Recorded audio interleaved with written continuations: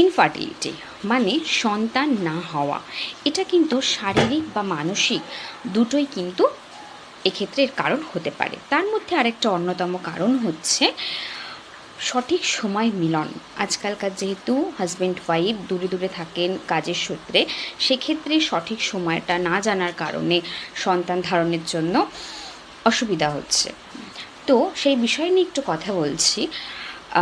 সঠিক সময়টা কিন্তু জানাটা খুব দরকার। মানে আপনি মাসিকে যেদিন আপনার মাসিক হচ্ছে সেই দিনটাকে, যবে শুরু হচ্ছে সেটাকে একতম দিন ধরে যেদিন শেষ হচ্ছে সেই সময়টাকে একটু কাউন্ট করবেন। মানে তার ডিউরেশনটা কত দিন, কারো ক্ষেত্রে 28 দিন হচ্ছে, কারো ক্ষেত্রে 30 দিন হচ্ছে, কারো ক্ষেত্রে 31 দিন হচ্ছে। তো সেই সময়টাকে একটু মনে রাখতে হবে।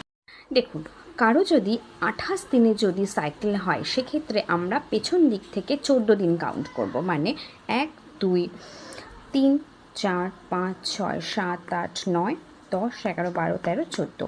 মানে এই 14তম দিনটা হচ্ছে তার ওভুলেশনের দিন, মানে 14তম দিনে তার ডিম্বাণু বের হবে। যদি কারো 29 দিন হয়, মানে এই 29 দিনে যদি তার তার সাইকেল হয়, সেক্ষেত্রে আমরা পেছন দিক থেকে সেই আবার 14 দিন কাউন্ট করে আমরা 15 মানে 15 তারিখের দিকে তার ওভুলেশনের সঠিক সময়। ডিম্বাণু আমাদের শরীরে বের হয়ে যাওয়ার পরে 24 ঘন্টা পর্যন্ত বেঁচে থাকতে পারে।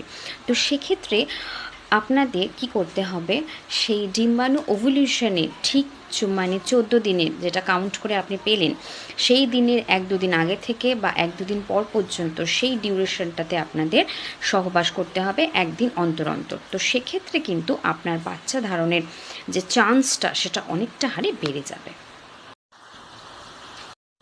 আরেকটা কথা বলে রাখছি, যেটা হচ্ছে এই সময়ের ডিউরেশনের হিসেবটা কিন্তু তাদের ক্ষেত্রে অ্যাপ্লিকেবল নয় যাদের ক্ষেত্রে কোনো শারীরিক সমস্যা আছে, মানে সিস্ট আছে, অনেক হরমোনাল অনেক প্রবলেম আছে। তো সেক্ষেত্রে কিন্তু আপনার ডক্টরের সাথে কনসাল্ট করে তবেই এই সময়টা কিন্তু আপনি নির্ধারণ করবেন।